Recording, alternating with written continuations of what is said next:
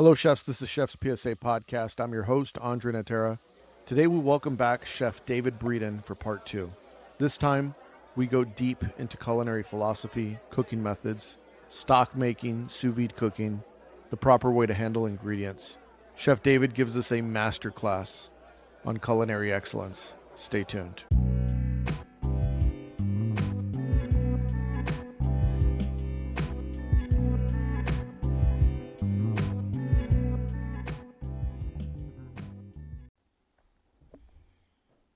Chef, you know the DMX song? Here we go again. Here we go again. It's good to have you back. Last time you were here, we spent a lot of discussion talking about, the journey from, your upbringing to becoming the chef. But today we're going to talk a lot about technique, cooking philosophy, and, just some of the things that you've developed as a chef in terms of your creativity, your methodology, and the practices. I want to share a story with you, first of all. When I was in San Francisco, I was in Napa, and we were at the farmer's market, and I was with a group of chefs, and we're wandering around, and this was like part of my culinary evolution as a chef for me. And I've had a couple, so you go from zero, knowing nothing, to culinary school. So you have like a foundation, you know how to make roux, you know how to make bechamel, the 5 mother sauces, and at least you think you do, right? And then, so that was like a big step up for me from nothing to now I have vocabulary and fundamentals. And then I worked in a kitchen where, we're making pasta, we're making desserts, and I'm the saucier, and I'd go in off the clock early and make the soup because every day we had a soup of the day, and making the stocks, and it was a wonderful experience for me. And that was like my second evolution, because now I had the theory, but it's like now I have the practice. And with the chef's let's put oxtail in the stock, and no, 40% celery, not 25% or whatever. And so now I'm putting a little personality on the food. So now here I am, a few years later, I'm in the Bay Area, and we're at the farmer's market, and I think I understand food, but I really don't. I think about how naive I was back then, thinking that I was, a hotshot chef and I understood food. And I'm walking through the farmer's market, and this vendor has grapes, and he tells my friend, try some grapes. And so my friend tries them, and he's like, oh, fuck, these are amazing grapes. And, I kind of have an eye roll, and they're like, you want to try the grapes? I'm like, I'm all right. I've had grapes before. I know what grapes taste like. And, the farmer's like, these are really good. And he goes into it, it's like, yeah, I get it. I'm all right. I've had grapes. And then my friend is like, no, you should really try these grapes. And, to placate them both, I thought, fine, I'll try the grape. And I tried it, and it was like that ratatouille moment where like my brain just kind of, my consciousness went into the universe of food. And I was like, what did I try? I've never had a grape like that. I had no frame of reference. And since then either, like I've never tried a grape that good. And I probably have. I've had it then. Mm-hmm. And it was an evolutionary jump in my own ability as a chef, because it was at that moment that I realized ingredients. It was like, you have the technique and you have the foundations from school, and now I have a little bit of scratch cookery under my belt, but this is like, okay, this is the next level. This is the ingredient level, and respecting them. Have you had those moments, and what were they? Yeah, that's a good question. I mean, it's kind of like a come to Jesus, right? Like you're like, okay, here's the pinnacle of this ingredient, and I had no idea it even existed. And I talk a lot about the turnips, and I think that in our profession, I had a transcendental moment around a turnip that was, if you go to any grocery store in the United States, you can buy a turnip, you can buy a rutabaga. They're usually coated in wax, so the rutabaga the turnips have been sitting around since God knows when. They look like corrugated cardboard when you cut them in half. I think the turnip for me was really the one that gave me that eye-opening moment.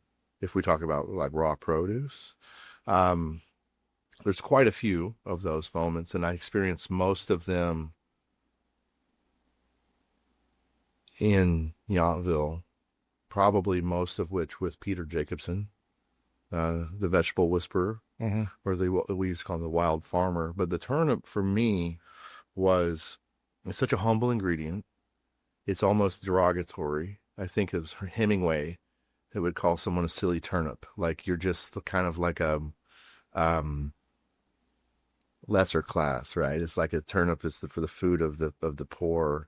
The turnip, do I look like I just fell off the turnip truck? Right. Like I mean, it's kind of a thing, right? So I love the turnip, and I remember pulling a turnip fresh from the ground. That when you cut it and you smell it, it has this faint aroma of horseradish. It's kind of sweet. It's really delicate, soft. Um, Not the dried version that we know from a modern market, if you want to call it modern, but any go to any grocery store, the turnip's going to be horrible for the most part, I should say. Um, so for me, that was the gateway was, wow, the turnip's actually an exceptional vegetable. This is brilliant.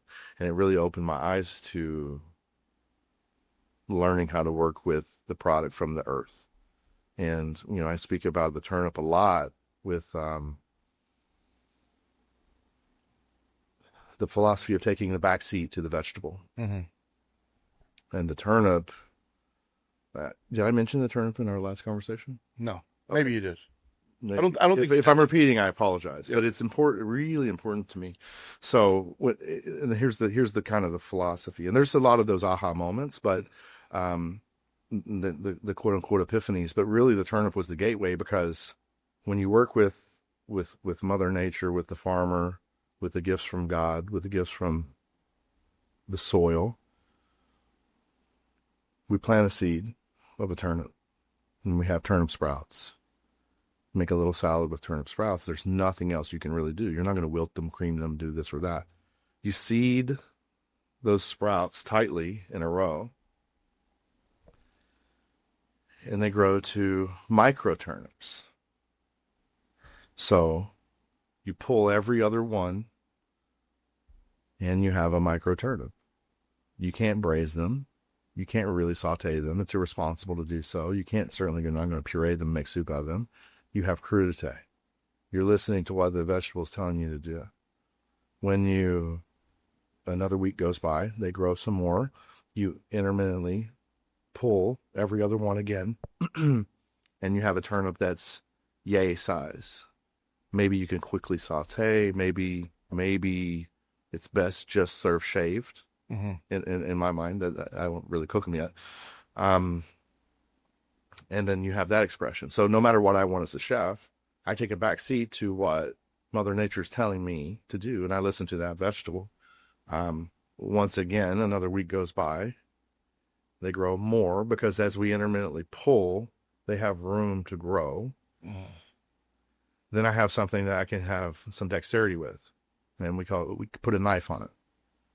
So then now I can put a knife on it. And I can show some technique. I can show some turning. I can show something like that. But generally, it's really at that point still just seasoned and served raw.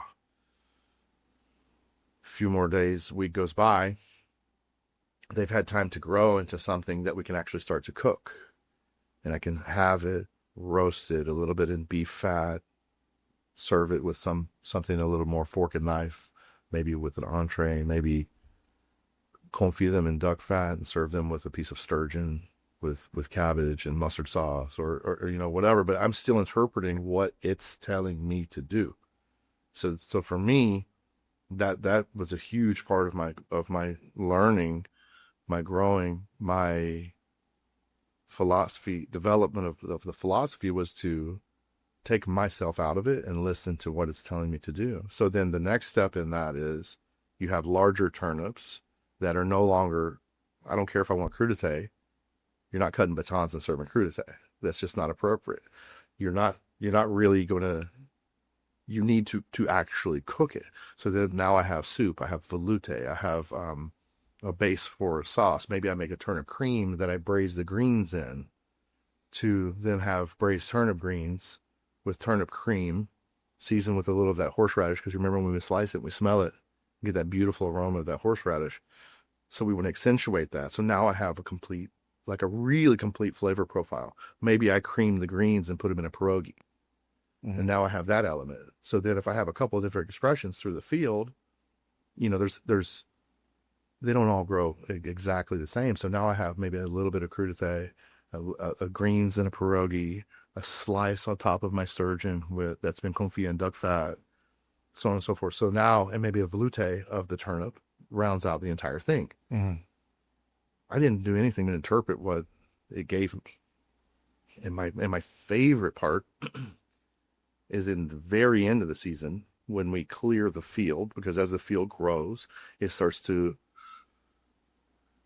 needs to be managed. It needs to be maintained. It starts to look ugly, and we clear everything at one time, and we have a lot of product that maybe is unsightly. Maybe it has the tracks of a worm that go through it because they crawl around, you know, through the soil. Maybe there's some different things there. The greens are too tough to really use at that point. So we clear the entire field so we can till the soil, prepare for the next crop, and we have 100 or 200 pounds of large, unsightly, only visually, flavors paramount, beautiful, unsightly turnips, and then we will make my grandmother's turnip relish. So we'll clean and dice all the turnips, a little bit of apple, a little bit of sweet onion, a little bit of dill, mustard seed, caraway, a brine with white vinegar, salt, finite amount of sugar. I don't like things sweet. If I want to make it sweet, I'll add sweet later. In general, I don't really use a lot of sugar, specifically white sugar. I don't really love. And then we preserve hundreds of pounds of this beautiful turnip relish. Well, actually, let me just quickly back up. After we brine it, the osmosis takes place. It breaks the cells. It releases its juices. I count for those juices in the ratio instead of water. So I get that pure turnip juice in there. Separate the two, run this through a meat grinder, slightly lié this with a percentage of Ultratex and pre-high. Put the two pack together, and I have this brilliant turnip relish. So you'll see that a lot in my cooking. It's something I use all the time. And the turnip really drives my cuisine because of that. But that would be, I think, my number one epiphany was learning to take a back seat. When that happened, and other epiphanies similar to that, do they happen in an instant, like a lightning bolt of inspiration, or is it a gradual process? Sometimes. Sometimes it's immediate. Yeah. And sometimes you can't see the forest for the trees. Yeah. And you'll stare at that thing that you know needs to be improved, but it works good enough. And you'll just look at it for, I can remember the veal stock story. I think we're going to talk about that later. But I looked at it the same way for 25 years. And it didn't necessarily need to be improved. It was good enough. But good enough isn't really good enough. But does it need to evolve right now? And it took a real catalyst. So I think that's the important question, is what was the catalyst that made that epiphany? Yeah, what was it? Well, for that one was the necessity to scale. You know, so you learn through scale and production that your methods for 5 pounds does not work for 500 pounds. Yeah. Maybe it's not applicable, right? Yeah. We did, we had to manage a large catering operation, and this was in California, and we had artichokes, and you're doing a banquet for 1,000 people with artichokes on it. It's like the way you do it for service is a lot different than, and like, I'm in charge of the artichokes. Like, fuck, how do I clean 1,000 artichokes? Roland in a can. Well, no, it wasn't that. And the fact that they're all here already. So now I got to figure this out. So one of the guys that I was working with showed me something, and it wasn't like, sometimes when you're in a knife fight, you need a knife. Sometimes when you're in a gunfight, you need a gun. It's the right tool for the job, right? So this isn't the right thing that I would do in a smaller, fine dining setting, but it is something that I need to do when I have to do 1,000 of them, and it's just me having to do all the artichokes. Yeah. So we would pre-cook them whole, with some sort of acidulated solution, so they wouldn't oxidize too much. They would oxidize, but not as much. And then clean them after they were cooked versus before. It was so much easier. Yeah. It was like night and day. The choke, you could just pull it out, come right up. Yeah. Right off, and it was like For that application, it was perfect. It wasn't, and I was always careful to show people that because you know what it's like. And I imagine, and I kind of want to ask you this, when I would sometimes be hesitant to show people things that I knew, not because I was gatekeeping, it's because I don't want them to think that that's appropriate for everything. Correct. And so in a position like yours, everyone holds on to your every word that you say. They see you do it once and that's approved. Like, well, chef did it, so we could do it. Yeah. Yeah. You know? Well, that's great. Well, a lot of what I really subscribe to is if this, then that. Yeah. Because there are no real absolutes. And I'm very careful about using the words from now on. Because from now on is infinite. Mm-hmm. From now on, we will ... But when I have new information, it's not from now on any longer. And we were speaking the other day, and I think that, an important thing is my opinion is absolute for me, not absolute. That kind of sounds bad. Absolute for me, given the data I have right now. But I am not ever in a position to be egotistical enough to think that it's great forever. Because if someone comes by and shows me something, or I learn something, or I read something, or I get something that gives me different perspective and different information, my opinion will immediately evolve. Mm. And that's very important because, like you said, if you're serving 1,000 people, it's a very different technique than if you're serving 5. And if you're serving 1,000 people with 5 chefs, or you're serving 100 with 25, they're 2 different ball fields. Right. And honestly, I have often tried to minimize my reliance on labor. I minimize my reliance on equipment. I've had access in my career to vast quantities of exceptionally driven individuals that desired to develop their talent. I have had access to incredible equipment and techniques and R&D situations and those things.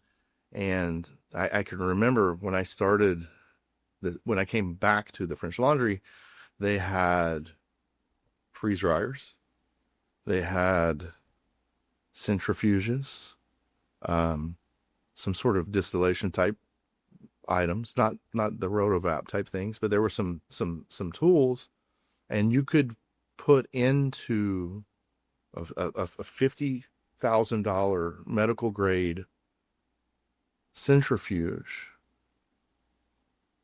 3 liters of liquid in maybe 8 different vials or 6 different vials, 6 500 milliliter vials. And you could spin out, let's say, orange juice, for example, freshly squeezed oranges. And you could yield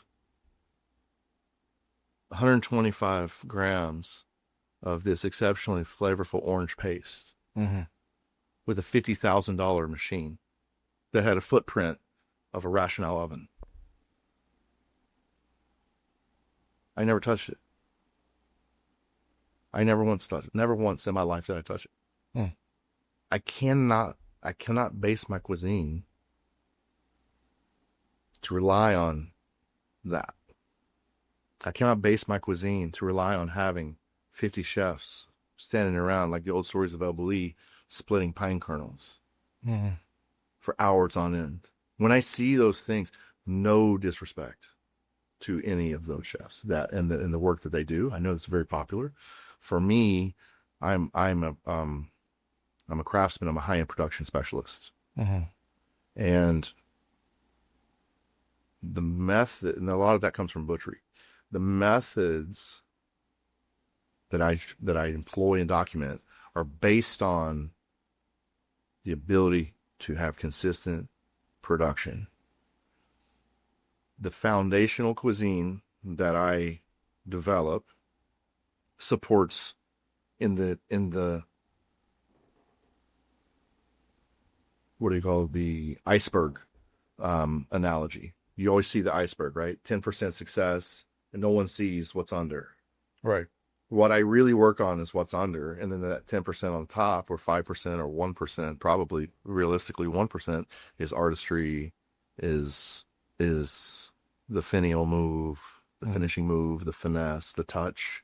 It's all based on thousands and thousands, thousands of repetition of building strong cabinets, strong bases. Um, But also with a little bit of intentionality, so it's not like an automaton where you're not just going through the motions, you're thinking about them. of course, Yeah. of course. Yeah, and I think that's what really makes the food that you make exceptional. Last time you were here, you talked about, I'm paraphrasing, but maybe you said you were a conduit from Mother Nature.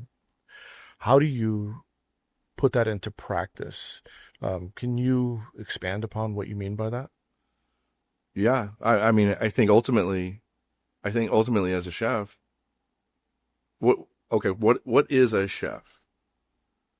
A chef is a manager of a hospitality operation. You're a manager. So not only, there's the human component, there's the coach component, there's the mentor component, there's the development of culture and guest service component. There's all of those different things that go into it. None of it has really to do with cooking. I think Alain Ducasse said, a turbot without a chef will always be better than a chef without a turbot. Yeah. And Ducasse is, in my mind, the greatest chef of all time. And we didn't put him on Rushmore. There was a very specific reason, because he's already there. Yeah. It's a known, without the product, I have nothing.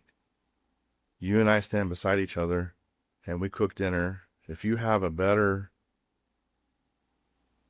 basket of product and you stay out of the way, you're going to have a better dinner. And I can take subpar product and overwrought it, overwork it, overconceptualize it to the end of the earth, and it's only going to make me look foolish. It's not going to show up on the plate, and a lot of that has to do with how I feel about it. I can't. There's this is a little crass. You can't polish a turd. Yeah. You can't put lipstick on a pig, right? It's like there's those old sayings in there for a reason. So for me to be a conduit for Mother Nature's spoils, the fruit of the earth, the gifts from God, I have to interpret them much like the turnip story. I'm an interpreter. I'm taking a backseat to what it's telling me to do 90% of the time. There are times when I'll take artistic license. I'll have inspiration. There'll be the aha moment when you cut a sunchoke and you smell the sunchoke and you're like, man, that is the best smelling artichoke I've ever smelled. But it's a sunchoke. It has more flavor of an artichoke than an artichoke does. So all of my dishes where I cook artichokes, there's a huge amount of sunchokes involved. If I make artichoke puree, it's probably 50% sunchoke. If I make artichoke stock, it's going to be all the bitter leaves with a high ratio of sunchoke because it carries that foundational flavor. And so that's kind of telling me what to do. So I listen to it. So then I try to make these things happen in a way to where they come together to highlight that flavor. But so if I'm a conduit for the ingredient, if I carry it, which means basically I carry it from point A to point B, minimally processed, and then show it in an expression that resonates with the guest. If the guest loves peaches, I should not poach them in licorice. Yeah. Maybe poach the fennel bulb with a little licorice. The peaches maybe don't really need licorice. There's a thousand of those, kind of things that are very popular. Maybe, the artichoke doesn't need vanilla. Right. It's just confusing. There was a gentleman one time who I have great respect for, who told me that he loves to finish his potato puree with white chocolate. And I dropped the mic. I'm like, I'm out of here. I don't believe in that. That's not. if you have to say to somebody, no, trust me, it works, it doesn't work. The flavor profile or the concept or whatever. But I know people do things, and there's artistry too. I mean, I have a lot of respect for all chefs from all walks of life, from all price points. The work that we do in the craft, I can have an opinion about, but I don't judge. When I go out to eat, I'm going to have a good time. Yeah. I'm not looking down my nose at people. Sometimes, I mean, I don't really have that much presence, but I do have a reputation. Yeah. And I'm respected amongst us and our peers, as we all are. We respect each other. When I go out to dinner, I go out to have a good time. Yeah. And I enjoy the foods that are prepared for me, and I'm grateful for the experiences that I have. I know this is a little long roundabout way, but the conduit, but it's so true. Kind of on the subject, but maybe a little detour, is we've talked about. It's like sometimes I just want pancakes from Cracker Barrel. Yeah, like there's dining, and then there's eating, and like nostalgia, and it's like you could appreciate everything from the jumbo stack with butter and fake maple syrup, because it has a place in my memory, in my food memory, absolutely, my nostalgia, right? Yeah. And I could appreciate that very much as I can, the best dinner ever, right? And everything in between. If you love food, you have to love all of it. Oh yeah, right. Yeah, but there's many different reasons, right? You mentioned, I mean, you nailed it in the nostalgia. Yeah. So it doesn't have to be the best. It has to make me feel that way. But so when I have a great ingredient, it makes me feel good about that ingredient. So that's why with the better ingredients, if you just kind of stay out of the way and you feel good about them, you're going to cook a better meal. Because I'm over here overworking this subpar product, and I don't feel great about it, and I'm just trying to force this into it. Yeah. And you can taste it. You can taste it and you can feel it. It's the anxiety, it's the stress. It's like, that's why I think all kitchens should be happy kitchens. Yeah. Happy cooks make good food. Yeah. For sure. Yeah. But so Cracker Barrel, I love. And for me, I eat there frequently. I drive, I'm all over the country a lot, and I really enjoy it. But I'm always I like the meatloaf. Yeah. Country fried steak. Always hash brown casserole, and I always get 2 portions of fried okra, because I eat as much okra as I can. Because I lived in California, New York City for 20 years. There is no okra, so that's my guilty pleasure there. And unsweetened tea. Yeah. So good. Yeah, I love I love all aspects of food. It doesn't matter. Like if you're cooking and it's intentional and it's delicious. Yeah, I mean, who am I to judge, right? But you said the right word, intentional. Yeah, it has to be intentional. Yeah. So we talked about this. This is kind of, again, a little detour, but we talked about this, at length, because I've criticized it, but I haven't criticized it without an understanding of why it happens. And it is when you're a young cook and you start to first be able to express yourself on the plate, you start to go after 30, 40 touch points on, like, I'm going to have 5 different purees, and I'm going to cook it 2 different ways. And you do so much, and it ends up being a bad dish because it's not recognizable. There's no really intention behind what you're doing other than showing off how much you know. And I think as chefs, we all go through that. It's the wrong thing to do. But it does serve a purpose in your culinary development. And that side is not often talked about. The reason that's beneficial, it's not because you want it on the menu, but you are going to learn rapid prototype 40 different things right away, which you might not be able to do because you're going to experiment. Like, hey, I don't know what carrageenan is. I'm going to put some over here. And you're going to experiment. It might not work, but you're learning from it. And it's part of that developmental process of the failure. Without a doubt. Yeah. But I think also it's access too, because if you do a trio, we were talking about you just did 3 dishes. Yeah. And in my apprenticeship, that was very popular to do, the elk chop with spatzel beside the fillet of halibut with mango salsa beside the ... whatever it may be. Maybe it wasn't always a trio, always definitely a duo for sure, surf and turf of some kind in East Tennessee. But I think there's value to that as long as your audience is buying into it, and you have to play to your audience. And I'm a simplistic person when it comes to it. It may seem technical, but it's actually pretty simple, because the techniques and recipes are bona fide. It's not experimental. So it might be a little bit, it might seem like there's a lot in the background, but the flavors and the presentation should be pretty simple. I remember Laurent Gras had a menu at L2O, and it was singular flavors, and I just adored it. What Laurent's arguably one of the greatest of all time. Right. He's incredible. His whole menu was singular flavors. So, and I think a lot of that comes from his study with Ducasse, where, Mr. Ducasse would serve a piece of Belgian endive that was braised in OJ and lightly caramelized with a marmalade of endive and almonds, with a raw endive salad and a little drizzle of beef jus. And it would be like a dope, right? Like a traditional Provençal dope. And there's that layering of those same flavors and those expressions of those same flavors. So the whole menu was singularly flavored.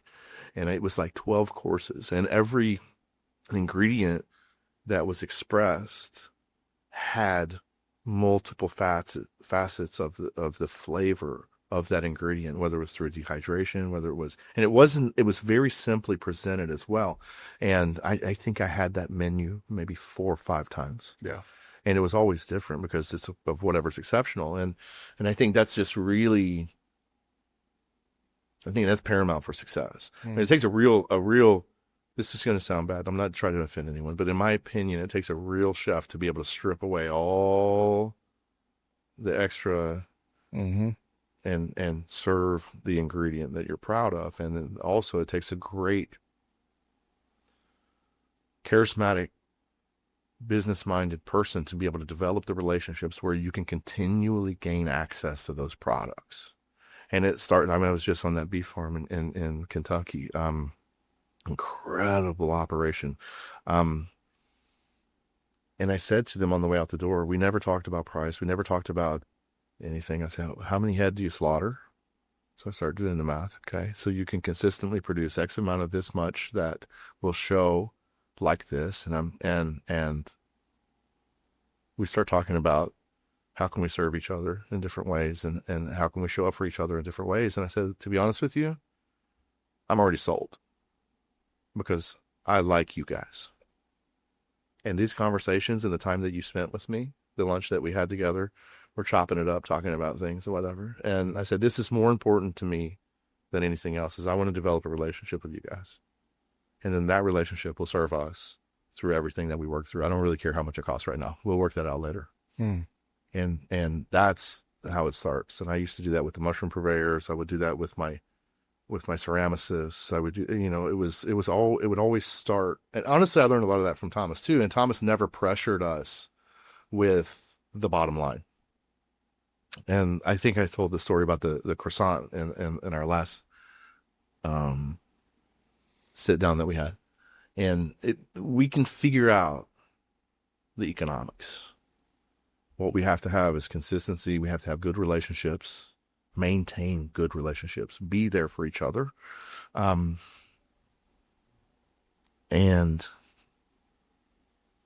have consistent product. And that's really important. That's really paramount for success, in my opinion. Yeah. Yeah. No, absolutely. It's funny, going back to Laurent Gras, he was ahead of his time. He had that blog. Oh yeah. You remember he had that blog when he was opening up L2O. And that was brilliant. I would, it was in my computer every single day. We talked about this the other day. It was one of the first to put out a digital cookbook. That's correct. Yeah. Yeah. Which not a lot of people know about. And it was like, it wasn't like a super high-end cook. It was like country cooking. Yeah. Great. Yeah. He was a pioneer, and I don't think enough people know who he is, but the people that are listening, you should look him up. Right. If you don't know who Laurent Gras is, like do some deep dive research on Perplexity AI and Yeah.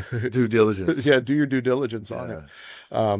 How do you, going back to staying out of the way, letting the ingredients, do the talking? How do you teach that to young culinarians that are coming into the kitchen when they're not familiar with that, when they want to do 40 things on the plate? Hmm. Well, that's a great question because you also have to let them run with it a little bit. And I like to let them run with it. My team, I was always very fearful of suppressing their ambition. I I would always have commentary and I would always offer perspective, but my team generally operates on a very high level. And I don't have to be in love with everything that they do. Mm-hmm. What they do has to be excellent. So, I mean, for example, there were days, I mean, tried to generally work 5 days a week. They would write menus when I wasn't there. Mm-hmm. I'm not micromanaging their menus. I provide them structure. I provide them recipes. I provide them philosophy, guidance, discipline, tools, resources, as Thomas provides me to provide to them, or provided, I should say. And when they get really creative, I try to let them run with it. Mm. And usually when it doesn't work, if they're smart, they self-evaluate and they will reel it in. If they really love something that sucks, I will definitely say. But what I think sucks, the reason that I don't like it, it's not because it's horrible. It's not because it's not seasoned right. It's not because it's not texturally correct. It's not because it is philosophically out of line with the cuisine. They've already been indoctrinated with that. Mm-hmm. If I've done my job correctly. So then they can kind of color outside the lines. And because we're looking at my judgments are based on the top 1/2 of 1% of opinion of like, here's why, like, boom, here's why. The bottom 99.5, 90 point, whatever, 5% is already been laid. That concrete foundation is laid. So I'm really criticizing to the nth degree, to get, but that's what that level is. Yeah. Can you give a specific example without naming the person of a Yeah. dish that you had to say no to and maybe what was wrong with it? I think it's more conceptualized. Yeah. I can't tell you a dish exactly, but I think it's just whenever you conceptualize something that I can look at something from across the room and see the genesis behind it. Mm-hmm. And so you have all this cookie cutter stuff because of this visual dopamine addicted world that we live in through Instagram, and I'm on that stuff too. Mm-hmm. I like it, but there's good and bad to everything. But I can see that this is just a carbon copy of the 3-2-1 pickup. It's just a carbon copy. It has the tuile. The tuile has the dots of this tight gel that won't make the tuile soggy. The tuile is finished with the dust. The dust is finished with the herb. The herb is dipped on the end, and like it's just this over. It's like culinary masturbation of the nth degree, and then that tuile goes on top of the thing that's wrapped in the thing that's stuffed with the thing that's under the thing, and it's just like this, like, I mean, I've got one chance to do all my culinary stuff, and I'm just going to slam it right here, Mm-hmm. and it's just too much. And I just tell the guys, like, how about you take all that and you just spread that through the entire menu? Put one of these elements on every single thing, because sometimes they really only get one dish, like we were talking about, the trio, to run with. And it's like, be patient. Be exceptional at one of these things. And sometimes it's a little hypocritical because I will also do the artichoke dish. We're going to go back to the artichokes and turnips forever. Two of my favorite ingredients, but I'll do the artichoke dish that has like 10 expressions of artichoke. Yeah. But I'm not into the tuiles. I'm just, unfortunately, it's just become something. I'm not into a lot of the kind of micro stuff, and, I'm not, but people that are, I love it because I go out and eat and I enjoy it. I'm not, it's my personal, much like art, much like an artist with paint. It's my personal way I like to express myself through the ingredient that I have. That just doesn't really always serve me unless it has a very specific purpose. I will throw one out there, is the random borage that is everywhere. The little flower. You get this little random borage flower that's just everywhere. And it's like, what is the purpose? But if you actually grow borage, the leaves are beautiful braised. In Roman cuisine, they would serve them with lamb.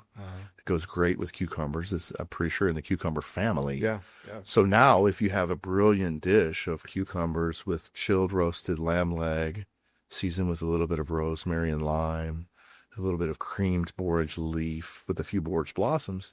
Now, to me, that makes sense. Yeah. But if you just get like this punnet of rando flowers and you just like love bomb your dish with this stuff, it's like, okay, that doesn't make sense. But I think all professional chefs kind of realize that. Yeah. I'm probably overstating the obvious, and I apologize. But that's one that, you know, it's like, so what does it really speak to? What does it really do? What does it do for you? What's it do for the dish?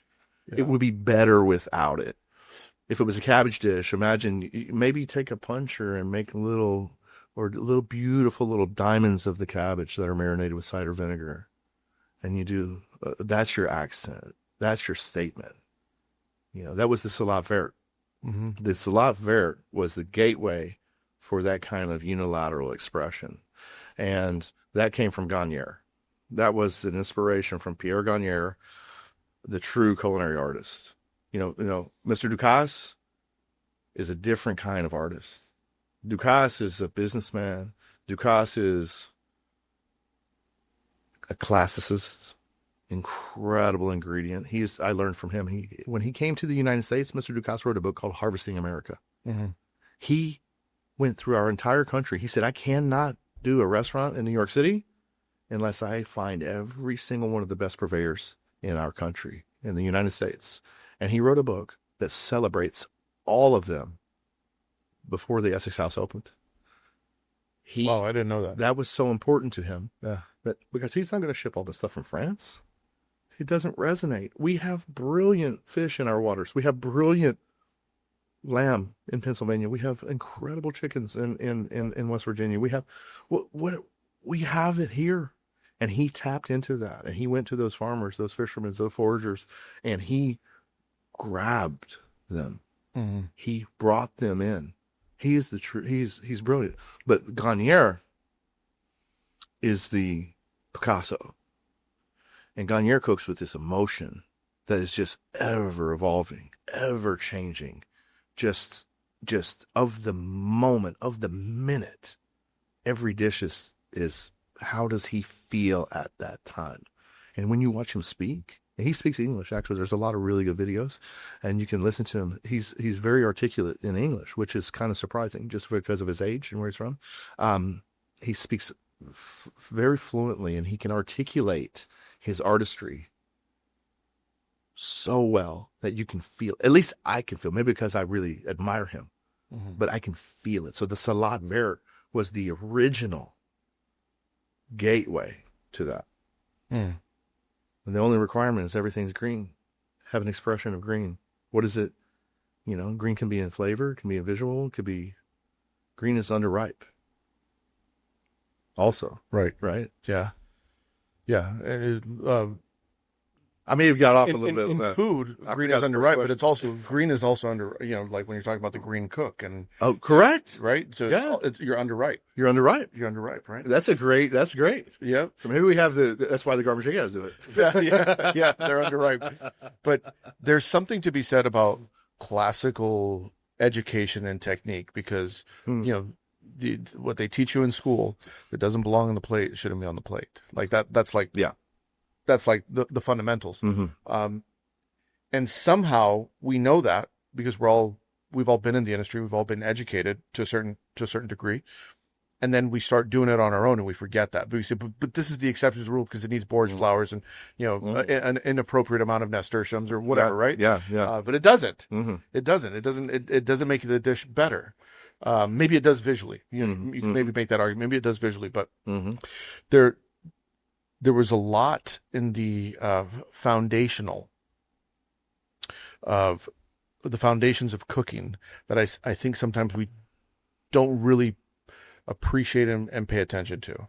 And some of that's in stocks, right? Mm-hmm. So, I love stock making. I love it. I was telling you the other day, and I've said this on Chef's PSA on the, on the little quotes. It's like, why was the saucier always the coolest person in the kitchen? Yeah, when you were coming up, it's like you look at the saucier, and they were always a jerk. Their shit didn't stink. Their sauces were great, and everyone. It was like when you're a young cook, you idolize the sous chef, but you kind of hate the sous chef, right? Yeah. But you idolize the saucier. Like those are the two people that you idolize. But the saucier is always the heir apparent. Yeah, right. They're in line. The sous chef always respects the saucier. Yeah, right. Yeah. The sous chef is like, oh, that's my guy. Especially when you got a good one. Yeah, or the girl, right? That's my chef. Yeah.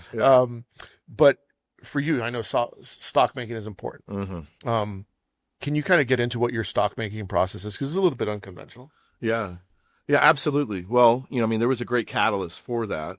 As we know, so the saucier, there's a trifecta of relationships. So the saucier in most kitchens is also the meat roaster, who at one point was the butcher.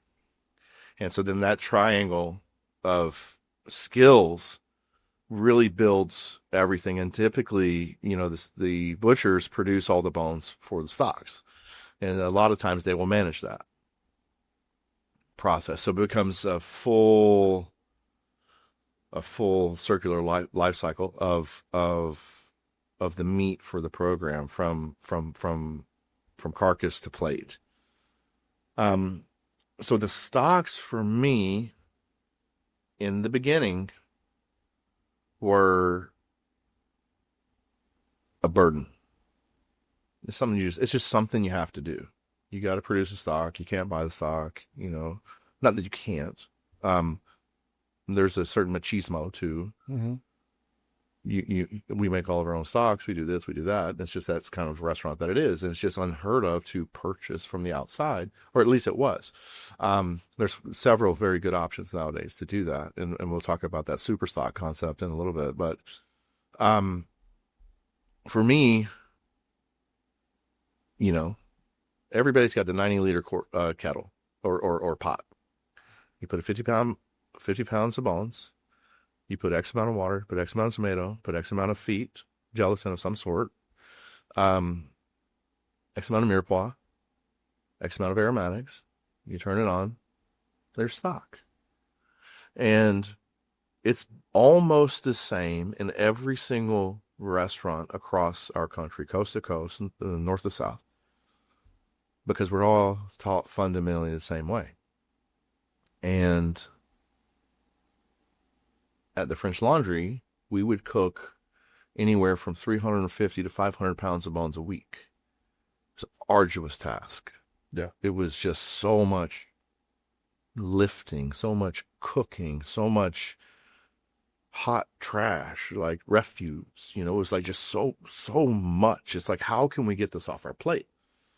And Thomas decided to purchase an existing stock company. We looked into having other people produce them for us, and it's not that we weren't happy with the work they were doing.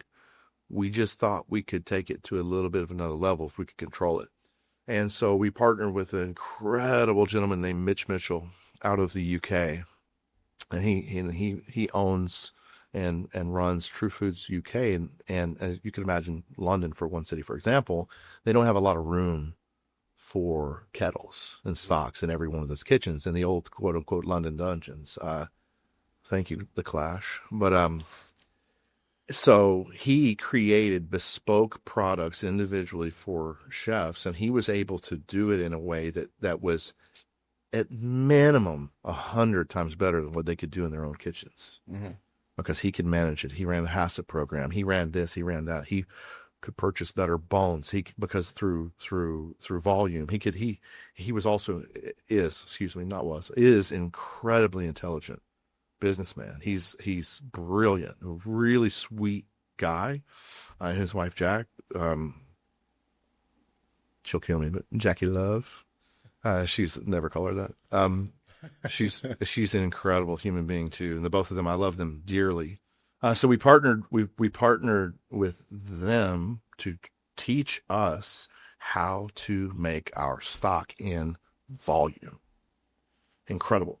So what happens is when you take a 50-pound batch and you turn it into a 500-pound batch, the same rules no longer apply. So we would blanch our bones. Mm-hmm. Everyone knows this. This is it's almost like folklore. Mm-hmm. You mean you blanched the bones for the brown veal stock? Yes, we blanched the bones.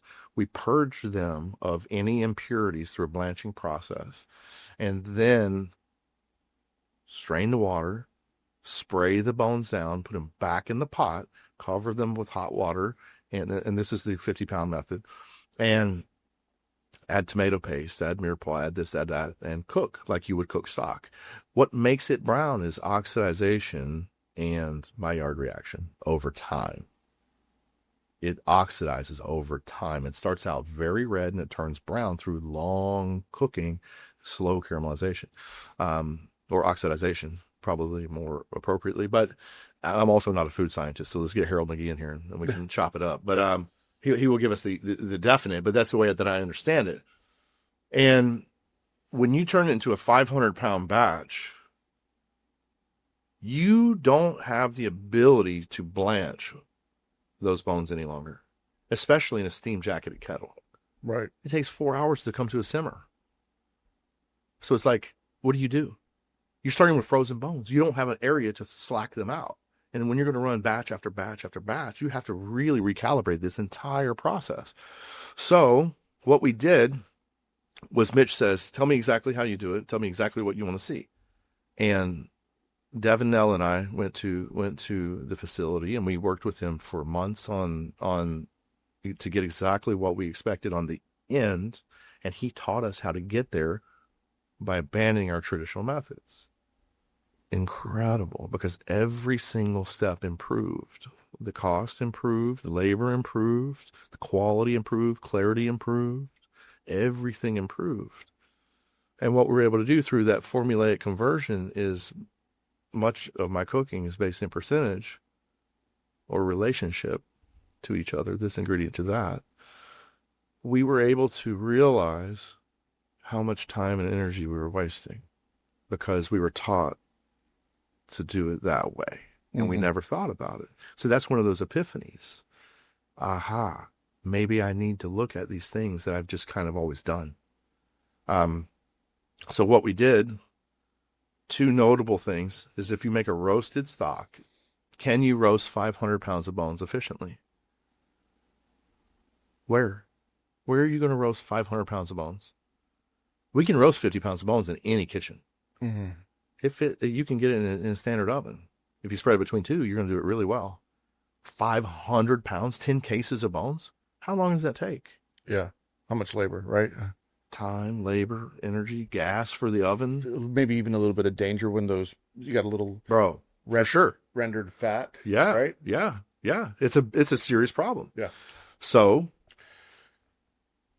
if you want to do a roasted stock, you put the bones, you roast, depending on which stock it is, 10 to 20% of the original weight of bone that goes in, you roast really well. So if we did 200 pounds of bones, we may do 40 pounds of bones, anywhere from 20 to 40 pounds of bones roasted really well, spread out really nicely, laid out really nicely, cooked perfectly, and they go in the last 2 hours of reduction. Not the stock cooking, the reduction. Wow. At the same time, that's when the mirepoix goes in. So the last 2 hours, you're putting in the 20% of bones that are roasted perfectly, and the mirepoix, standard mirepoix, carrot, celery, onions, whatever you choose. Yeah. What about your aromats? Same time. 2 hours. Yeah. The difference is, so what goes into the pot is your bones, your water, or if it's super stock, your stock number one, supersaturation method. So water, bones, gelatinous component, whether it's tendons, feet, whatever it might be, very important, very, very critical to any stock. You must have an additional gelatinous component. Tomato paste. If it's going to be a brown stock that intend to show like demi-glace, you must have tomato paste at that time. It needs to cook. It needs to cook out with that. But so what happens when you don't have any roasted elements in there, and when you don't have the mirepoix in there, it is a breeze to strain. You do not have that veg cooking for 14, 16, 18 hours, dilapidating, just turning into muck and mush in the bottom of the pot, to then strain, constantly strain and swirl and da. It's done. You don't do that any longer. It goes in the end. And guess what? You use about 10 to 15% of what you would have started with. Really?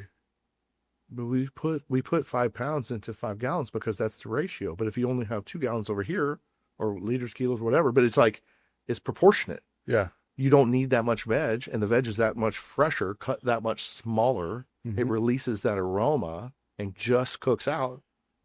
Why would we put it in the beginning? So putting in the veg at the beginning, sometimes you'll notice you have a background flavor of like mirepoix, I guess, right? Yeah, but you can't identify it. You just know that like there's something back there. So you're saying you taste more of the onion, the carrot, whatever's in there if you put in the remaining 2 hours? Correct. Yeah, and it's like not necessarily that you want to taste it, but it's just a layer. It's a layer, and it cooks out, and it needs to cook out. But so I agree with you about the layering process. But does stock need that layering process? Because where does the stock go? It doesn't go to the plate. It goes into the sauce pot. Yeah. So you don't need that. You don't need that. The fresher flavor comes from that at the end, and then in your sauce pot. So we go right into sauces. That's where we're at now. So the sauce method is also very different. So now I have in my sauce pot, let's say I have my brown chicken stock made exactly the way we're talking about. I have my chicken thighs, skin on, bone in, maybe a dozen of them in a beautiful little rondo, browning up perfectly. I add a little bit of my mirepoix, whatever I choose to do. Let's say it's sweet onions and mushrooms. I'm going to add with thyme. Flambe with a little cognac or Madeira, whatever it might be. And then I add my stock to that. Simmer, short, 30 minutes maybe. Strain that. When I strain that, I put raw mushrooms in the chinois.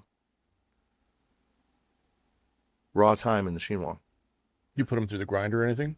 At this point, no. I mean, however, it depends on whatever. I mean, if it's in mass, yeah. Yeah. And if it was in mass, I would add it to the pot to give it the ability to kind of come out. But so then I have that layer, because the layer that's closer to the plate is paramount for flavor versus the one that's farther from the plate. 3 days ago, when I started the stock, it's irrelevant. What I need out of that stock is I need an emulsion of water, tomato, if we choose to make that brown stock, water, tomato, gelatin, and flavor from the bone, collagen from the bone, whatever that is. That's what I need to carry those flavors, and it picks it up over there on the other end. Now that is backwards to what we're taught. But what happens is everything amplifies along the way. And this, I mean, we can do a sauce making like a clinic, and we could talk about it. I mean, it's really important to me. Well, let's do it. It's a different, it's a different thing. It's really different. And that's something that I can consider myself pretty well versed in. There's better sauciers out there without a doubt. Tons of them, maybe hundreds of thousands of, I don't know, but my perspective is valid and it's tested. So we left off on you're putting mushrooms through the filtration. Yeah. So it picks up that aroma. When you smell that, I love, in that case, button mushrooms. Or I put mushroom essence. Essences are another part of the stock making process Mm-hmm. or sauce making process. Essences. We write about them a little bit in the book too. Mushroom essence. I learned that from a dude named Tarver King. They made it at, I learned it from Tarver King at the Woodlands Resort and Inn, probably 2003 in Somerville, South Carolina. And he came from the Inn of the Washington. It was something that they made. Yeah. It would take what's the process? 5 pounds of mushrooms and 500 grams of water. And you grind the mushrooms, put them in a pot, put the water, cover it with a lid, bring it to a simmer, let it sit room temperature for half an hour or so. Let everything just percolate, let it come out. Mash that through a china cap and then pass it through a chinois. And you have this beautiful mushroom tea that is the flavor, and it costs next to nothing. I mean, 5 pounds of mushroom costs next to nothing. Flavor of explosion of mushroom in your mouth. Mm-hmm. And so then that essences spawned that, which was also one of those epiphany moments, spawned the tomato essence, spawned corn essence, onion essence, artichoke essence. And those are 5 vegetable essences that I use in my cooking. A lot. They're always there. They're always in my cuisine. Always in my cuisine. And is it the same or very similar process for all three? So you talked about the mushroom grinding. The tomato one's raw. Yeah. Okay. Yeah, the tomato one's raw. It's tomato water. Yeah. I changed the name to tomato essence so it fits my philosophy. Mm-hmm. Corn essence, same. You get an aroma of almost like tamale broth, like the steam. Yeah. I mean, there's just love that, right? And then the artichoke one uses all the trimmings, with about equal parts of water in a pot. Bring it up hard. It's very bitter, almost like bitters. Very bitter, forward, grassy, tastes like artichoke. Problem with eating artichokes is when you get to artichoke, it no longer smells like artichoke. It no longer tastes like artichoke. Your fingers smell beautiful, like that beautiful green artichoke, like that flavor. How do you capture that flavor? It's very hard. But so then the dish in this book is everything artichoke. And that was where I really picked up that from, and that's actually from Garnier as well. Yeah. Yeah. That was it was a constant inspirational process. But so the sauces, so that, maybe it has, so that sauce that we're talking about, let's rewind, guys. That has the chicken with the mushrooms and everything. I guarantee you it's going to have a liter of mushroom essence in it as well. Yeah. So then everything is so powerful. We get it all done. We strain it. What do? What's classical? What is the indoctrination of cooking that we come up from? Tell us that we have to do to that sauce. Reduce it. Exactly. Reduce till nappe. Right. And I don't subscribe to that either. No. So what do you do? I lié 100% of my sauces. And I'm playing a little bit naive, right? So I'm letting people inside of, behind the scenes. 6 years ago, we're having coffee, and this is before this book comes out. We're talking about Roux, and Bermanier and all these things, and you're blowing my mind back then because you're telling me how you're using Roux, and I had never. I wasn't using it anymore at that point in my career. I was reducing my sauces, right? Bringing them to where I needed them. And when you started telling me about Roux, it blew my mind. So I want you to blow their mind. Okay. Well, a lot of it has to do with the environments that I was trained in. I was trained in my early cooking career in a very classical kitchens, and everything was made in the classical way. And there was always liaisons, mostly flour, mostly roux, and oftentimes there would also be cornstarch, which I am a huge fan of. But when we came up, we were taught that using roux and using cornstarch, you're a shoemaker and you're a hack, right? In a way, right? I don't no disrespect to anyone. I'm an advocate of these things, and no disrespect to the people who feel that way. That they're also okay. Their perspective is right to them. That's fine. I'm not judged. It's not about that. I'm just sharing my perspective. So I knew these methods and I knew how to make these sauces. And when I went into the environments, which I worked in for a very long time, that it was almost like a badge of honor.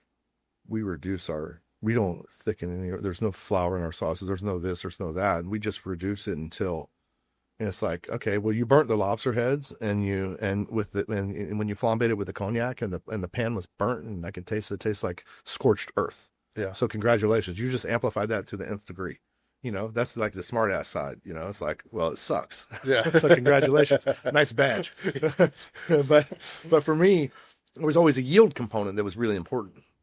And that flavor component was really important. So if I make my stock correctly, if I make my infusions, my essences correctly, whatever I choose to do, if I reduce my wine correctly and I have my flavor, if I reduce to consistency, why, and I just said it, it's rhetorical, why am I reducing it? For consistency, not for flavor. Because my stock that goes in, my foundational process that's there, that's the flavor. I don't need to amplify it. We amplify it through reduction because of palatability. So then your palate picks it up in a different way. Okay, well, if I add a liaison of some sort, we choose different ones for different reasons.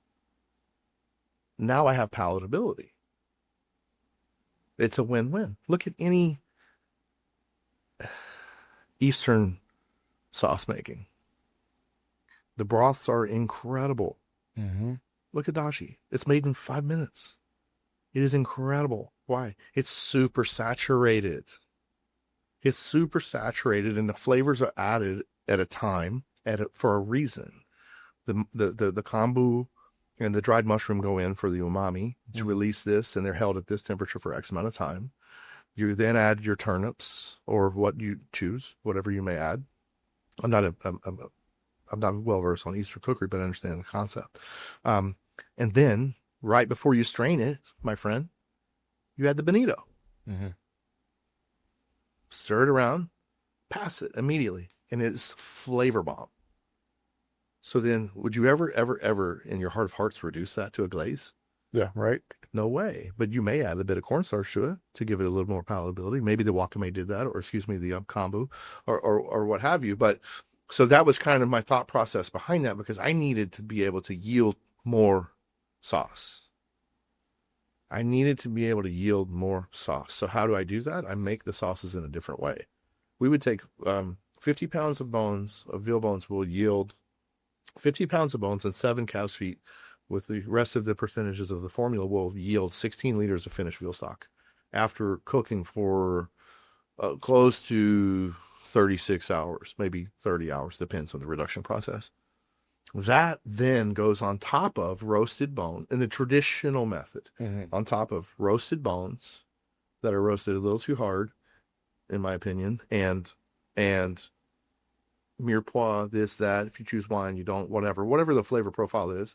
And then that gets simmered for 45 minutes to infuse, and then it gets strained again, and it goes into that pot, and it comes down, it gets strained into another pot, and it comes down, it gets strained into another pot, and it comes down till consistency. So I have 50 pounds of bones.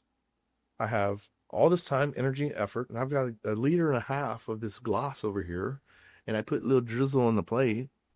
Right. Like, and everyone treats it like gold, right? Because you have to, because you put, several days and hours worth of work into it, and then, someone accidentally throws it away. Yeah, exactly. Yeah. I have a good dishwasher story about that. One of the porters. Yeah. But really, for what? Because I want a full Grey Coon spoon of sauce on my plate. Yeah. I want like 2 ounces of killer sauce. I want to be like begging the dining room team for another little brioche bun so I can scarpetta my jus. Like, it's like, the sauce is an experience. It's not a drizzle. A little beet essence on a garmache thing is one thing. But if you have a beautifully cooked fillet of halibut and you give me a little drizz of, like, get out of here with that. Like, what is, to me, it's just like, it's not correct. No, you bring up an excellent point. So, going into the conversation around thickening agents, so everything, because, correct me if I'm wrong, but you also take a a very modern approach and a very traditional approach at the same time, because you do things like prehydrated xanthan gum, and you also do things like roux, Mm-hmm. um, which are both very appropriate, like you talked about earlier. Knowing, let the dish, the ingredient, tell you which one's appropriate. Mm-hmm. But for people that don't know, how do you determine when do you use the traditional, the roux, when do you use the xanthan gum or agar or Mm-hmm. whatever the case may be? Mm-hmm. That's a great question. And I think that sometimes you use both. Mm-hmm. It depends on what it is. I'll give you two examples. But for one, so we have to classify them. We have to start by classifying them. So there's setting agents, there's emulsifiers, and there's thickeners, and they're each a little bit different. So something like carrageenan, gelatin, and agar would be setting agents. They operate in a little bit of a different way. The thickeners would be the traditional hydrocolloids that really swell, like flour or cornstarch, and swell inside the sauce and bring it kind of together. And then emulsifier, or also the tapioca starch, Ultratex, Mm-hmm. my favorite, Ultratex 8, incredible, would be in that camp. I use them for different reasons. There's different things for different reasons. And then the emulsifiers would be something like pre-high. And so the genesis behind pre-high is, how do you scale xanthan gum? Yeah, It's exactly. very difficult to do. Add water to it to make it heavier. So I do a lot of hunting, and I load a lot of my own shells, and I have very specific scale that will measure to the most finite grain. Mm-hmm. And I think there's 37 grains in a gram. And when we load bullets, the ammunition, the gunpowder is per grain. Mm-hmm. And there's, I think, 37 per gram. So then you can actually, so if you load it in grains, if you measure the xanthan in grain, you can get it more precise. And so I had these little bullet reloading scales Mm-hmm. in the kitchen that we would use, and it's like, this is ridiculous, and I have to like go through this endless process of trying to teach. They already, a lot of times they don't even know metric, so now I'm teaching them like this fourth degree of metric, and it's just like, okay. So I was inspired by something I saw Laurent Gras do a very, very, very long time ago. I don't even know if he knows that he did it or how I saw it, but that's the genesis of the pre-high comes from Laurent. I saw something that they did that was inspirational, and they basically made pre-high. I don't know if they knew they did, but With the xanthan water. basically, Yeah. yeah, Yeah. exactly. And it was a little less precise, and it worked in different ways. They used it in different ways than I would use it. So maybe the story is incorrect that I'm about to share right now, Uh-huh. but I heard a very similar story about Laurent Gras, that he was, and I don't know if this is true. This is just like off memory, off a story that I heard from somebody. Yeah, That he was frustrated with the cooks because they couldn't glaze vegetables, that's what it was. and so he created xanthan water so Yeah. they could glaze it, so it would get that nice glaze on them. Uh-huh. And I remember when I heard that story, and I heard that maybe 2010, 2011. Mm-hmm. And so right away I was like, told the cooks, like, 'cause my cooks couldn't glaze vegetables either. So, Yeah. like, you're gonna, but I didn't know what I was doing. I just put, key bump that shit in, shake it in the, Yeah. like, try that. Yeah. You get like a A booger? yeah, you got a xanthan booger. But I hadn't figured it out. And so when I did it in the restaurant that I was working in at the time, I noticed that, like, I'm making the situation worse because we didn't know what we were doing. Yeah. Right. Because we're just like, how much xanthan? Like, I hadn't figured that out. So I just said, we're not ready. Just stop. Yeah. Let's glaze properly. Yeah. Figure it out. Right. And then years later, I see the French Laundry per se book, and boom, there it is, pre-high. And it took me back to 2010, and like, it's been formulated. This is correct now. That's the genesis. Yeah. That's really the genesis. And I think that, I'm proud. I'm very proud of that, of using the inspirations from the shoulders that we stand on. Yeah. Because we turned it into something that maybe they didn't know was going to happen. Yeah. But they are the inspiration for that. And so much love to Laurent for that. And his was based on frustration and whatnot. And if that's exactly where it comes from. It's so funny. I can't believe you heard that story too. Yeah. Yeah. I had heard that. I don't know where saw it. I saw it. It was one of the times I was there for dinner and I saw it. I'm like, what the fuck you guys do with that? Yeah. And it's like, okay, I'm gonna dig into that a little bit. But I'm a very structured person. So if it's not repeatable, you're not really going to see it from my team. There's a few moments, but it needs to be. We need to have a bar of measure so that if something goes awry, we have to be able to course correct and adjust. Mm-hmm. So that's for me. It's like everything has to. I don't care where we are as long as we know where we are, because then we know how to get out of or get back to. Mm-hmm. That's important. That's really important. It's like Hansel and Gretel with the breadcrumbs. But so where were we? We were on pre-hide, which, by the way, for people that have never used it, it's a game changer. Yeah. It's a game changer everywhere.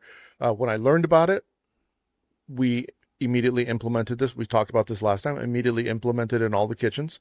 Taught everyone this is the way it works, and we made a big batch pre-hide. Put it in the pressed it, put it in the cooler, and everyone got what they needed. Yeah. And then since then, anytime I've been hired as a consultant to go in and fix kitchens, what's the first thing I teach them how to do is I'm going to teach you how to make pre-hide. It's gonna save you in more situations than we realize. Yeah, absolutely. Yeah.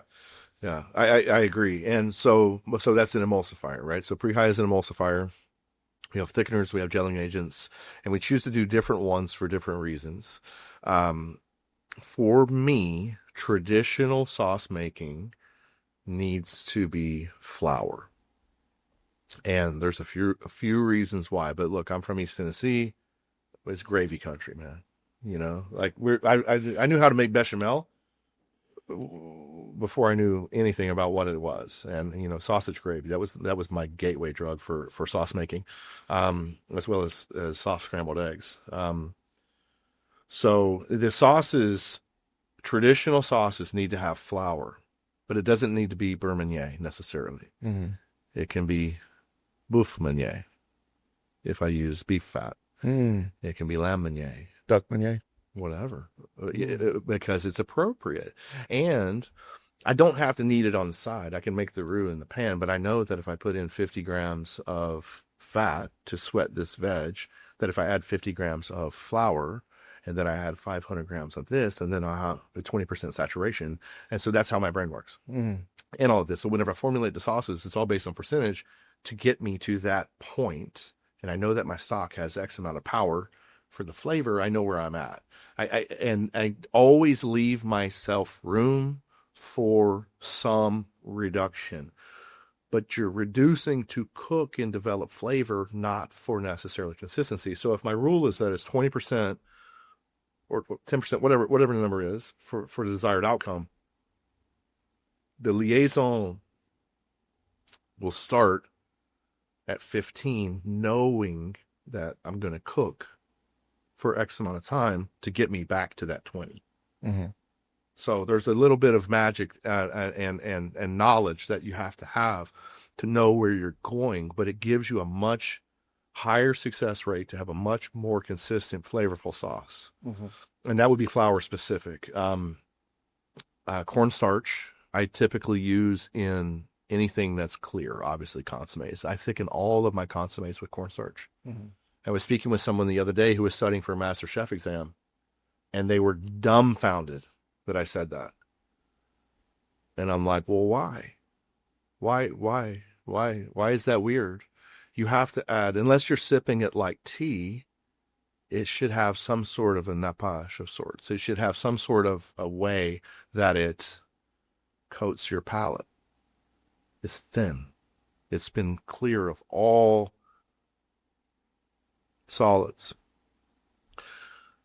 So I always add a little bit of cornstarch, maybe 3%.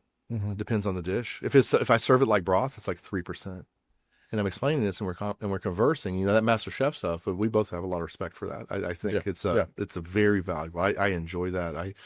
I would love to try to be a certified Master Chef from the ACF. However, my methods are too radical. They would blast me out of the water. No hate mail, guys, please. But I admire them. I admire them, and I admire reverence for classics because I'm a very classic person with cuisine. But so we're speaking, and I said, "So what does what does a Scaffier do?" He cooks tapioca in it. So is that not a starch? Is that not? We're talking about the same thing. So why does Scaffier simmer tapioca pearls in his consommé?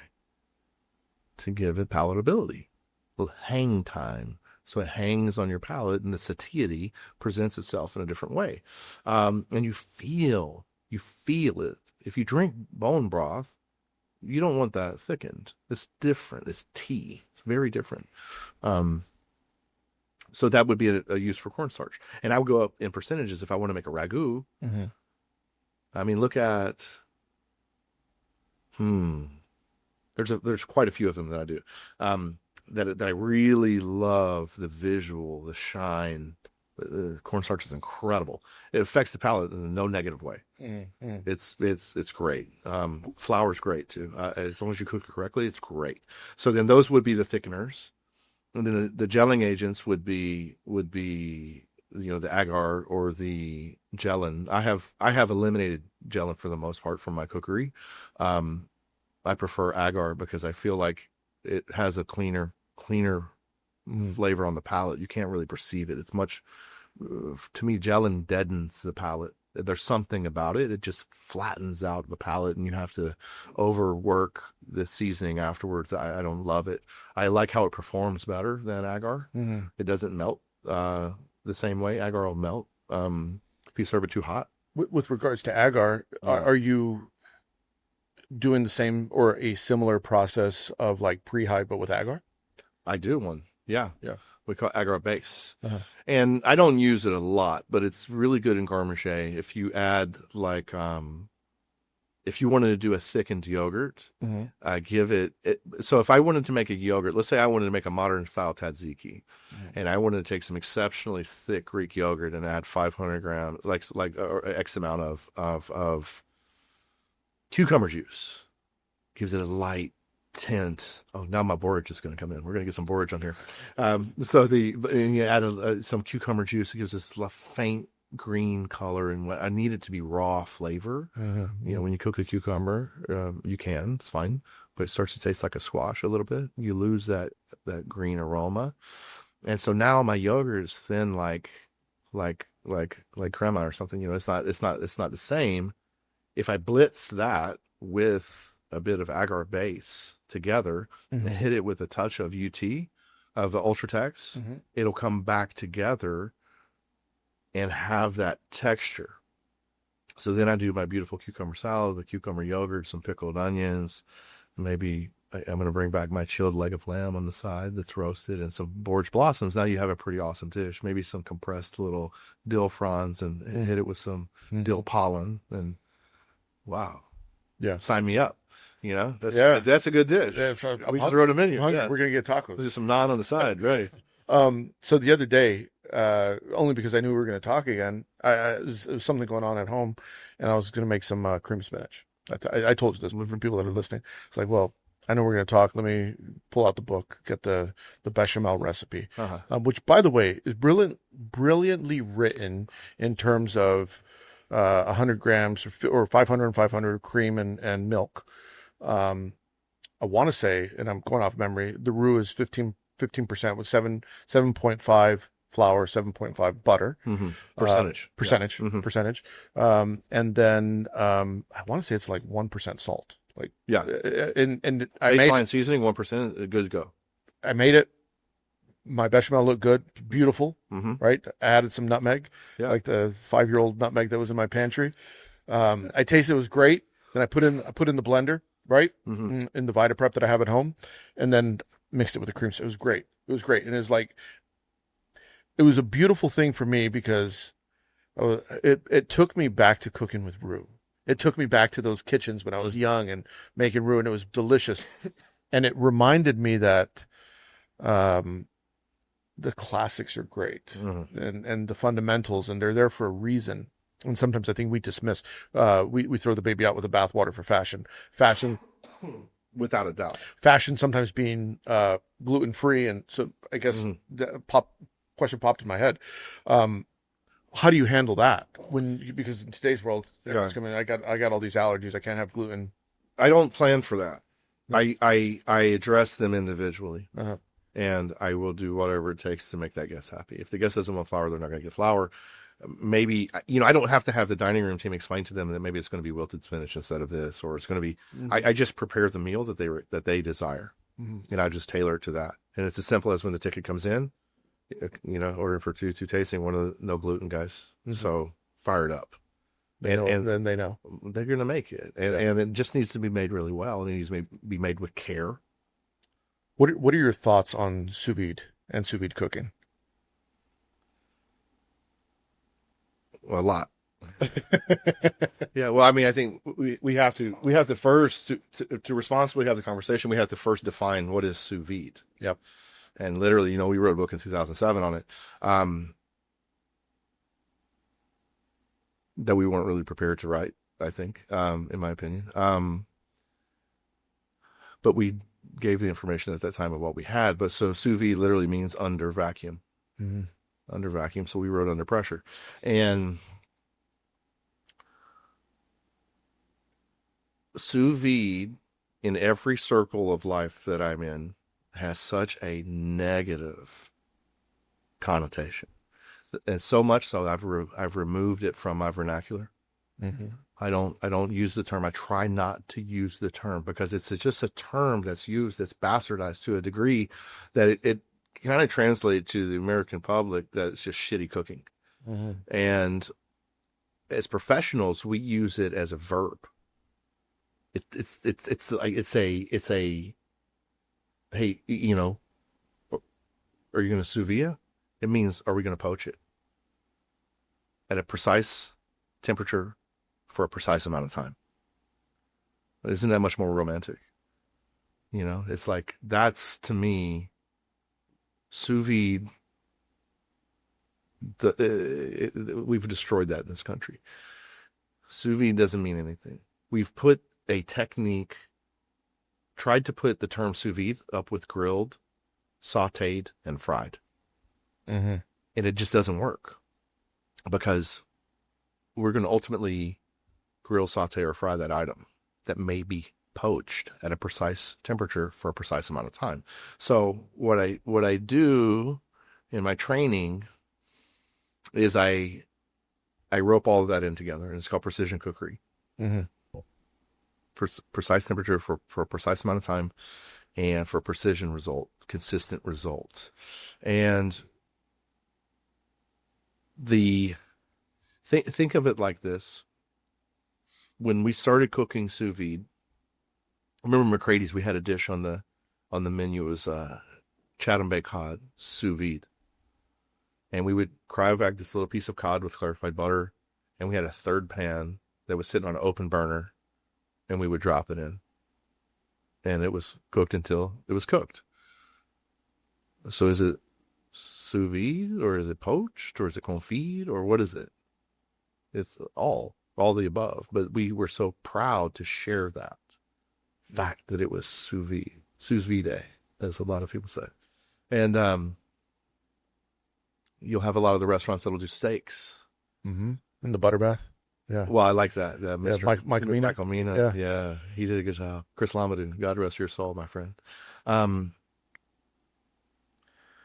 But if you vac a steak and poach it in the bag, and it's done at probably too low of a temperature for too little of an amount of time to get quote unquote perfect, and it's raw from edge to edge, and then they usually will sear it before they do that because institutional knowledge tells you need to.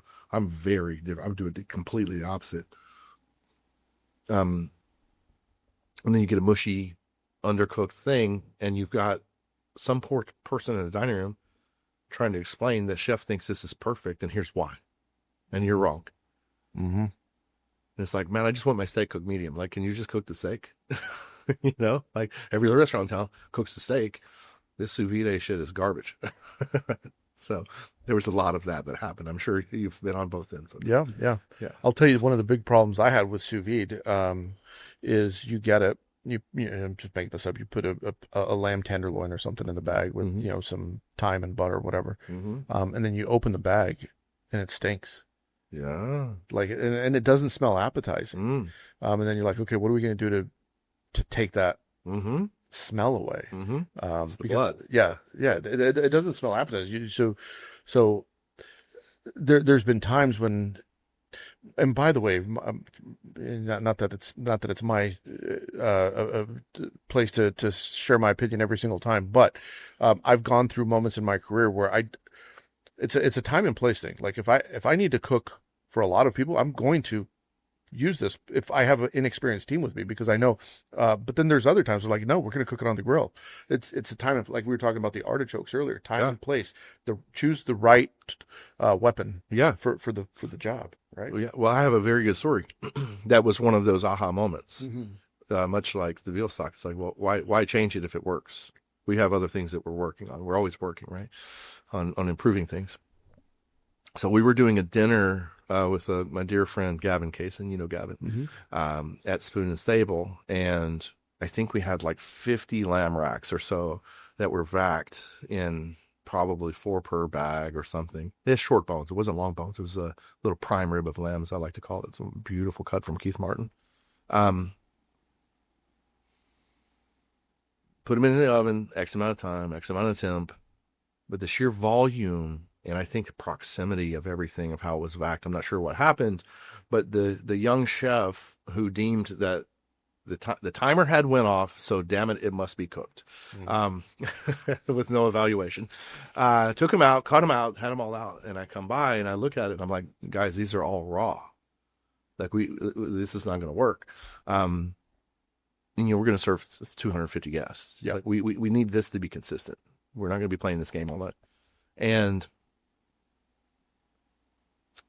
so the young chef, eager to please, yes, chef, I'm going to get them all revacked right now. And I'm like, that's going to take an hour. Like, no way. And they're all hot. And it's like, here, listen, give me a sheet tray with a rack. We're going to line all of them up. Just put them back in the rationale. Just put them back in the steamer. We're going to poach them until they're appropriately cooked. And like you mentioned, that blood aroma, I've always had a problem with it. I really, really don't like that. It's always bothered me, and you have to fight it later, which seems it's backwards of what we want to do, but we've done it for a while. And I remember opening to check the lamb, and I opened the door, step back for a sec, so I don't get poached, and the steam comes out, and it's the beautiful aroma of poached lamb. Beautiful, incredible. And I look at it, and the lamb is like it's just been baptized with steam. It's just brilliant. It's kind of rendered. It's got this gelatinous factor on the outside. It's not covered in blood. There's not none of that's going on. And I'm just thinking to myself, this is incredible. I was shocked at how good it looked, because I kind of felt a little bit like a hack for just throwing it in a steamer. And I was like, wow, that's really good. And so usually you take it and you have to dry it off with a towel, get the blood off of it. It doesn't smell lovely. And I was like, okay, this is cool. So then I'm cooking and eating it all night. We're cooking it over wood fire, grilling the whole racks over this hot wood fire with hickory. They have this beautiful grill at Spoon Stable, and I'm slicing and eating it all night, and it tasted incredibly different than what I experienced before. So I realized immediately that I had to adopt that technique, and I was going to remove the bag. And I had been removing the bag for some time from many processes, and just leaning on my understanding of time and temperature. Precise time, precise temperature for cooking. Maybe I would do it in a casserole. Maybe I would do it in, I don't want the plastic. I'm scared of the plastic. I got a plastic bottle right here, but I don't like that. I don't like the plastic. The microplastics go in your brain. It's like, it's like, I don't like that. So I immediately adopted that technique, and it changed the flavor profile. It changed how I cooked. And no longer do you have mangled, mismatched things because the bag contorts things. And you know? So then that's what really got me started thinking about, well, is it sous vide or is it poached? Because a steamer that has 100% humidity is poaching. Right. But so then we would also poach in beef fat. We'd do things like we learned from Chris Lamadou and Michael Mina. Mm-hmm. That was he was a very, very big influence on our cooking. Because he did it. I always admired the guys who were doing 300 plus covers. Mm-hmm. You know, and Garnier said that any restaurant worth calling itself a restaurant must serve 100 guests a day, period. Otherwise, you're an art gallery. And that's from the true artist. Yeah. You know, but so then that precise time and temperature leads itself into many, many, many other ways. But so that would be my advice to the young chefs out there, is to truly learn how to master temperature. Mm-hmm. Whether it's even in an oven at home, whatever it is. I remember I was cooking on the line at McCrady's one time, and Stephen Green turns to me and he says, you know, you don't have to have an oven on 500 all the time. Or you don't, you know, he said, you know, you can adjust these burners. Yeah, right. Here, magic trick. Yeah, because all the burners were just wide open all the time. And the oven was always at 500 because ultimately it's probably at 300 because you're opening it so much. Yeah. And then when it was slow, I'd burn all my food. Right. So do you have like let's just take an example. You're doing a lamb loin. Yeah. For example, what do you put in the steamer at? And then what's the process for right after that? Well, we call it the 1, 2, 3 method, right? It's poach, roast, or excuse me, poach, rest, arrosé. Poach, rest, arrosé. The resting process is incredibly important to allow it to equalize. Otherwise, it would take too long. So you cook it a little hotter than you want for X amount of time, and you allow it to rest and equalize the cooking, and then you arrosé and slice and serve. And then for arrosé, for the peeps out there that may not know, but that's like to butter based or to grill or to, you know, arrosé doesn't mean to grill, but what I'm saying is you finish it in a way. It's not just poach and slice and serve on the plate. It has to be flavored. So why do we arrosé? Why do we baste with butter? Is it to cook or is it to flavor? It's a little of both, but really it's to flavor. So if I'm going to take a piece of meat from raw and cook it, I don't add butter until it's cooked. And I add the butter with my herbs and aromatics to cook it. To flavor it, not to cook it. But so then that 1, 2, 3 process, poach, rest, arrosé, slice and serve. Arrosé, slice and serve are in the same portion. It's essential for consistency. And that I mean, it works every time because all my meat is already cooked to a degree, to the turn. It's where it needs to be. And we mentioned the saucier earlier. Hate them or love them, they'll make or break your restaurant. And so I had one at one time who will remain unnamed, but you know who you are. I love you.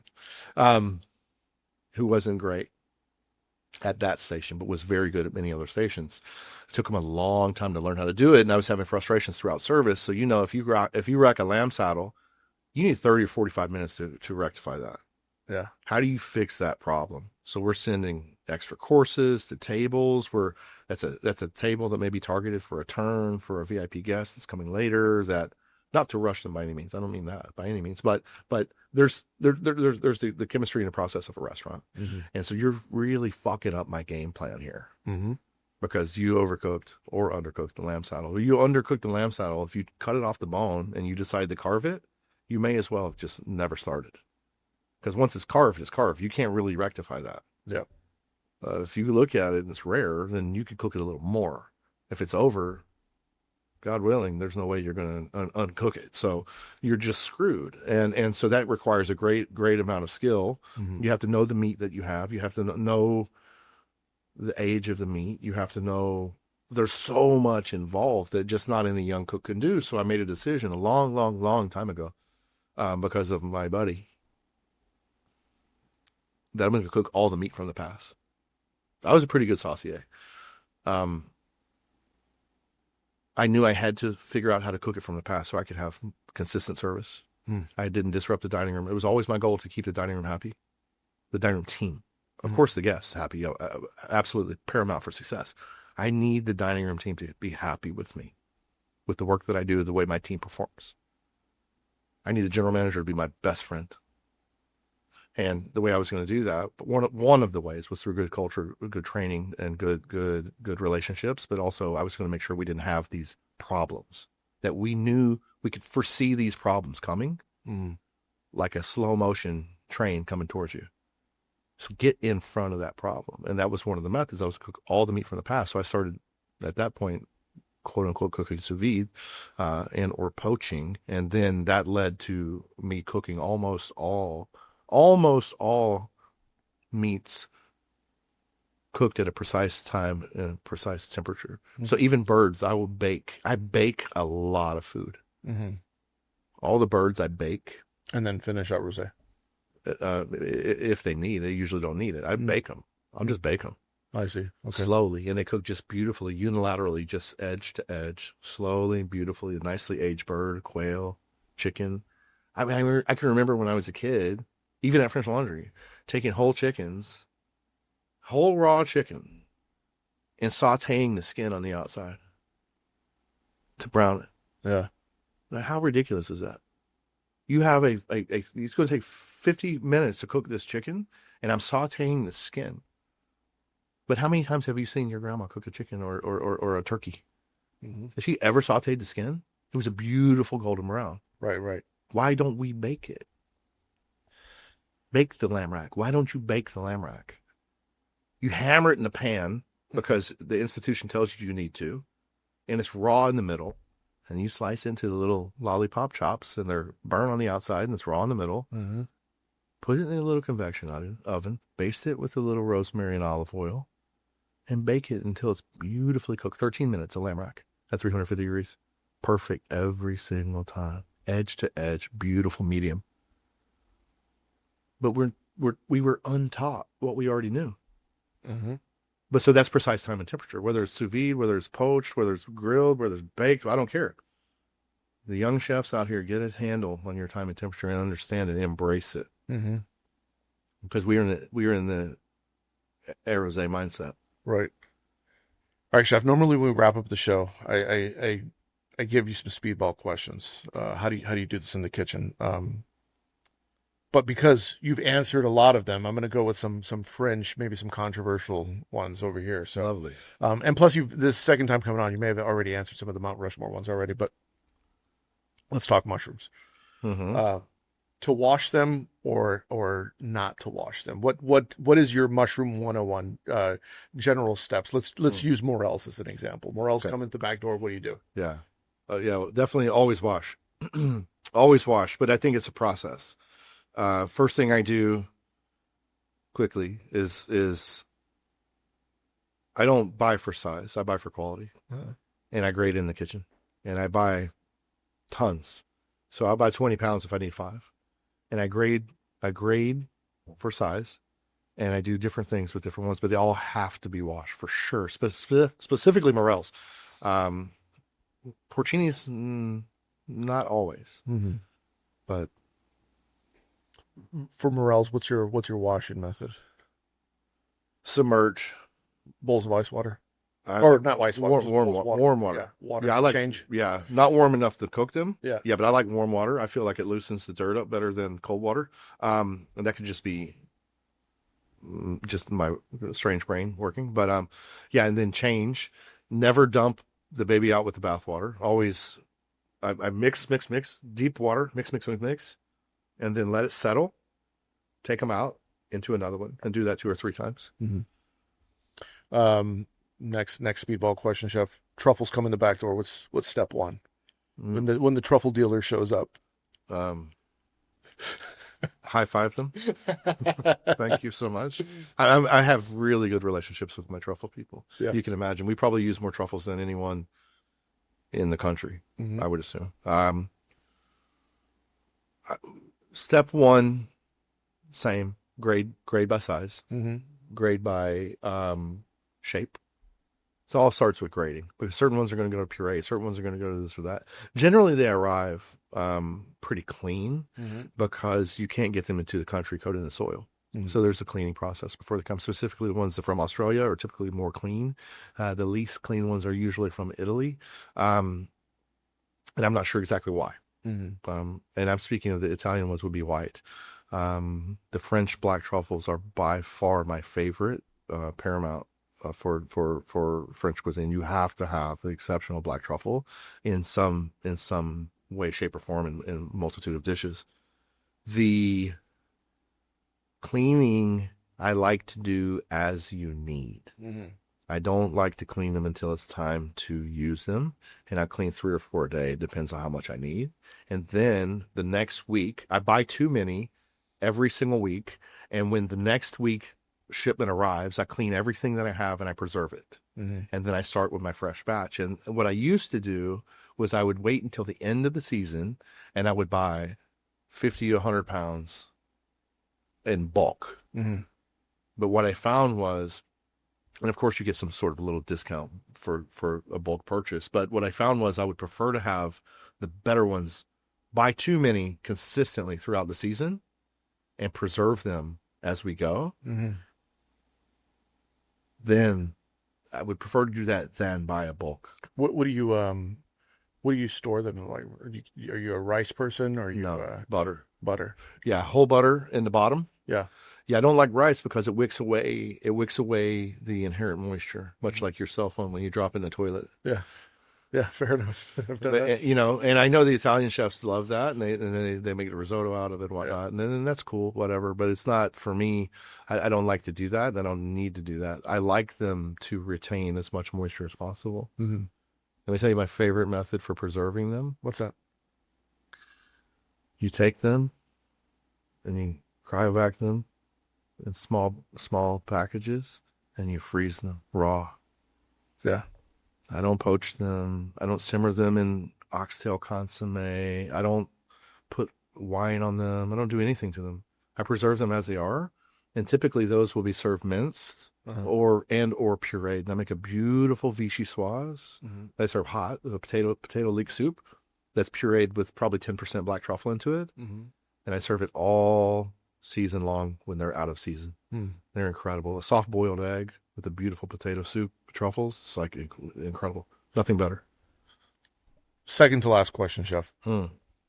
If you had advice out there for a young culinarian that's just getting started, and you want to set them on the road for developing their own career or their own philosophy, what would you tell them? Well, you know, career and philosophy are two different things. You know, to develop your career, be patient. Don't rush. Make sure you work for someone who's opinionated.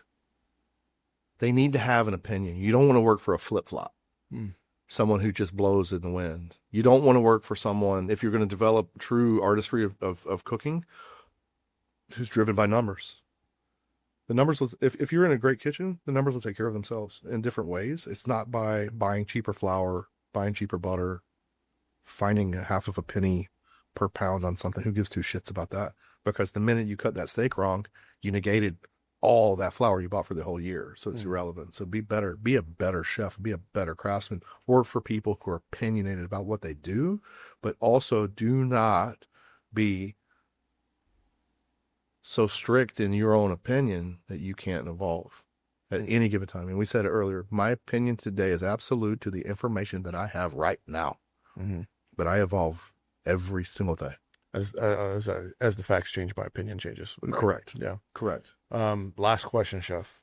What are you working on right now? Where can people? What can you share? Well, you know, I do a lot of consulting. I work with a lot of individuals that desire to have a certain style of service and cuisine, certain design in their projects. I live in Franklin, Tennessee. I'm in the mountains, I'm in Middle Tennessee now, but I'm close to the mountains where I'm from, and near the lakes and the rivers, and I live in my best life, with the beautiful community that has welcomed me in so much. And I actually have a lot of work in Middle Tennessee, and I'm grateful that I don't really have to leave that often. It's really brought me in specific projects. There's 2 that are very high profile that I will choose to not reveal yet. but they're very special and near and dear to my heart. They mean a lot to me. Yeah. Fair enough, Chef. This was fun. Right. We might need to do part 3. we just Let's roll it out. We just scratched the surface. We might need to go to part 3, but this was great. It's good seeing you. We didn't get a fish cooker yet. Yeah. We haven't even talked about brining fish. All right, Chef. Thank you so much. Thanks. Well, I hope you enjoyed that episode. If you want to support the show, if you're watching on YouTube, hit the like and subscribe button. If you're listening on Apple or Spotify or anywhere else, make sure you leave 5 stars. It's a 5-star podcast. I'm a 5-star man. If you want to get chef brains, I have lots of books available: English, Spanish, Italian. Some are free. You get free ebooks. Go to chefspsa.com where you get all of that. If you want early access to podcast episodes, you could become a subscriber on Spotify and also on Substack. We'll see you next week. Hit the porno music. No small drink in the kitchen, mixing, dropping chef knowledge, no fiction, stirring up the beats, heating up the session. Listen close, class is in session.